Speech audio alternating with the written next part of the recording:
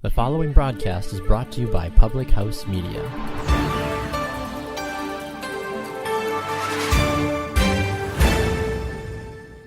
Hello! Welcome to Choose to Rise, housed here on Public House Media. I'm so glad that you're here to give a listen. My podcasts are audio pulled from my live Facebook post every single morning, where I share other healthy living tips, motivational information, and connect with people from all over to live their life as their very best self. If you like these messages, I hope you tell a friend about Public House Media and my podcast so we can spread more positivity around the world. Thanks for listening. On with the show.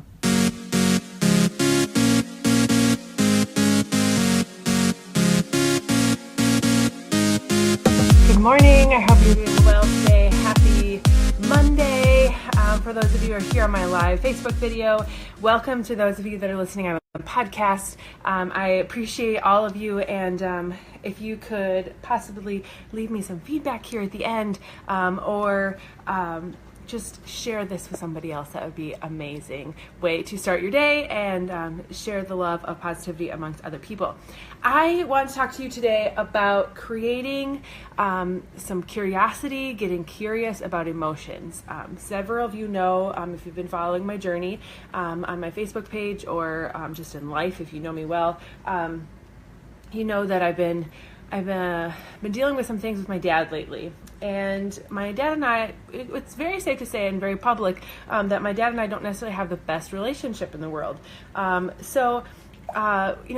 just been reading this book called Rising Strong by Brené Brown, and I've really been kind of learning, doing a lot of self-reflection, doing some things about emotion in this beginning of the book. And, I've definitely been reflecting, and I'm definitely the kind of person who shuts down emotion. I run from it. I don't necessarily run from it. I make up things about it. I say it's okay when it's really probably not. And this specific section is called Getting Curious in the book, and it's about getting curious about emotions. And I'm just going to talk about a few highlights of this section, and all week I think I'm going to just pull from this Rising Strong book because it's definitely speaking to my heart, and I know that if I'm struggling with something, I'm sure it's going to help other people as well. So I highly encourage you to pick up Brené Brown's book Rising Strong, and it's how the ability to reset transforms the way we live, love, parent, and lead. And she's an amazing author.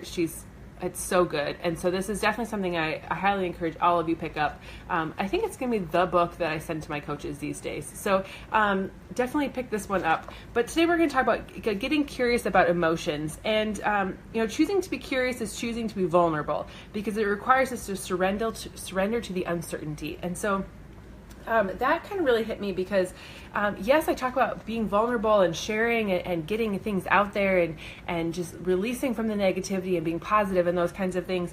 And, that takes courage. That takes when we get those emotional feelings, we want to shut down. We want to self-protect. As a result of being vulnerable and being uncertain of the future, as a result, we turn to self-protecting. We choose certainty over curiosity. We armor our vulnerability, and we knowing over learning. We shut down becomes a price, and that price we rarely consider when we're focused on finding a way out of pain.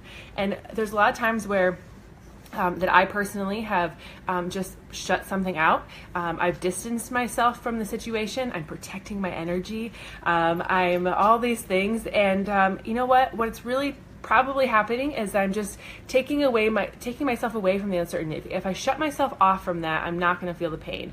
If I distance myself from things, and I'm kind of torn here because there's sides of it that is real. Like I don't have a major connection there. I don't have things there, but I think what it really is that if I don't feel that pain, it's not going to affect other people. That's where I really feel like, for me personally, that's where it's at. But she says, connecting the dots of our lives, especially the ones we'd rather erase or skip over, requires equal parts self-love and curiosity. How do all these experiences come together to make me who I am? And I totally honor the fact that the things that have happened in my life, the struggles that I've had with my dad, the struggles that I've had in my life because of him, and other things like that, those are the things that have made me who I am. And I am forever grateful for the things that have happened in my life.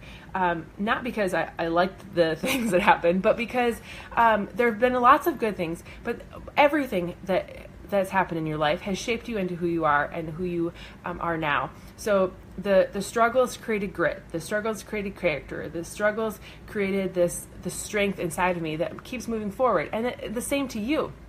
We can choose to be a victim, or we can choose to rise up above it.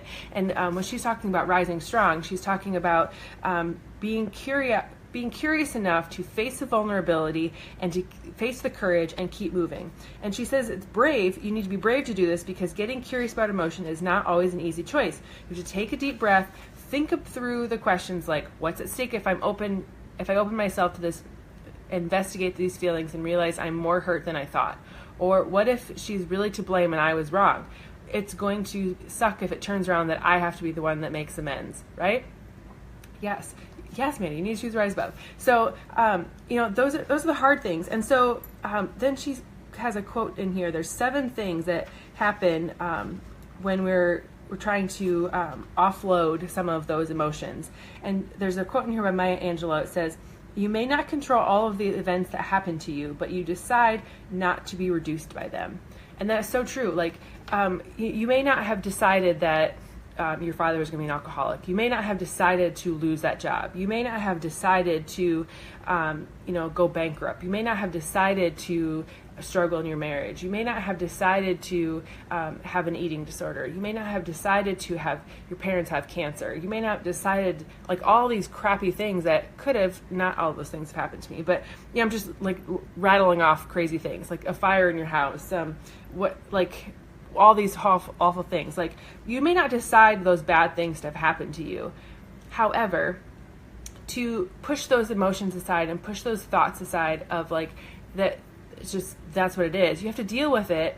You can't just bury it down deep inside of you, because you can't control the events that happen to you, but you can decide not to be reduced by them. So don't become the victim. Don't let them define who you are. Don't let them hold you back from becoming who you are capable of being. Use them as stepping stones to rise up out of the situation and move forward and go about things. So there's 7 different things that happen, and there's a lot of how we value emotion comes from what we were taught or how we were seen growing up. So these are the 7 things that are kind of like, these are how we deal with emotion because we were taught or we were role modeled this for each other. So 1, a lot of times being emotional is a sign of vulnerability, and vulnerability is weakness. I think I role model that for my children, and I need to stop that. Like, I need to show them being vulnerable is not a sign of weakness. Being vulnerable is a sign of courage and bravery, and going forward in that, and opening yourself up, knowing that you might get hurt, but going forward, because that's what's best for dealing with the situation and not just pushing it away. Number 2, don't ask, don't tell. You can feel emotion if you want, but there's nothing to be gained by sharing it with others. So true. That's what a lot of people are taught in life, is that you just don't talk about it. And that was definitely something that was role modeled in my house. Like, we just didn't talk about things. If you didn't talk about it, it didn't happen. And those kinds. So number 3, we don't have access to emotional language or full emotional vocabulary, so we stay quiet about or make fun of it. How many times have you ever been in a situation where someone just starts poking around and like joking at something that's happened because they just don't know how to handle it? They don't know how to talk about it. They don't know how to discuss it in an appropriate way, and so they just start making fun of it. And for them, that's a coping mechanism, but for others, it can be very hurtful for those kinds of things.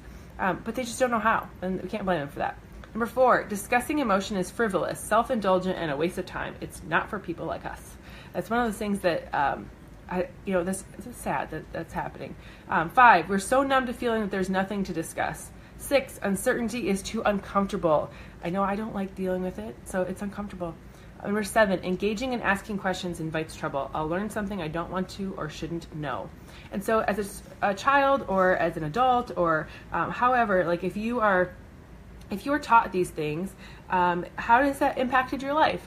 How can you change that? How can you role model something different for your own children? How can you become curious about your emotions and move forward with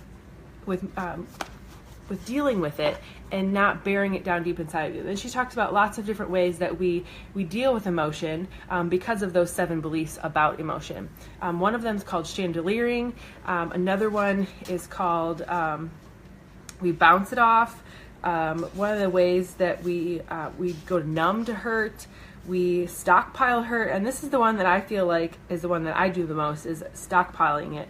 There's a quiet, insidious alternative to chandeliering, which is like chandeliering is when you like send it sky high and you just kind of stay away from it. Is that we stockpile it. We're not erupting with misplaced emotions or using blame or deflect our true feelings or numbing the pain. Stockpiling is starts like chandeliering, with us firmly packing down the pain. But here we just continue to amass the hurt until the wisest parts of us, our bodies, decide enough is enough, and the message is always clear: shut down the stockpiling or I'll shut down you. The body wins every time. And keeping everything inside, being anxious about it, just moving it aside, and eventually it's going to come out of you. Eventually, if you keep burying it down inside of you, it's going to come out, and it's probably not going to be pretty when it does. So I would highly encourage you to get curious about your emotions, really think about what you were taught about emotions, what you were, how you were raised with emotions, and start thinking about how you can start dealing with your emotions in a positive, in a safe way, but by speaking with someone that you trust. Moving forward with journaling, you can go talk to and actually confront the person that has caused you pain. You can read this book and learn about doing more of it. I think I'm going to continue going this week with this book and talking about emotions and moving forward with things, strategies for dealing with emotions, and those kinds of things. And so I'll just do some summarizing of some parts of it that I'm learning, and we'll go forward from that. But I hope today that you really think about this Monday, and you really think about how you can start the week on a positive note by getting curious about the things that you're feeling and why you're feeling them, and how you can move forward in positive ways. So I hope any of that made sense today. I hope you got something out of it. I hope you come back for more of this rest of this week as we continue to talk about emotion and dealing with the things that happen in our life and not just pushing them aside. Because the more we can deal with the things that happen to us, the more that we can become aware of our emotions and how we are impacting others, the better off and the stronger we'll be, and the more we can rise up out of our past and become the best version of ourselves possible. So I hope you have a fantastic Monday. I hope you have a great rest of the week. If you have questions, you have things that you want to talk about, please reach out and message me. Give us a like on Facebook, share the message, comments below. Go to iTunes and give us some feedback there as well. So have a great day. Have a wonderful week. Talk to you later.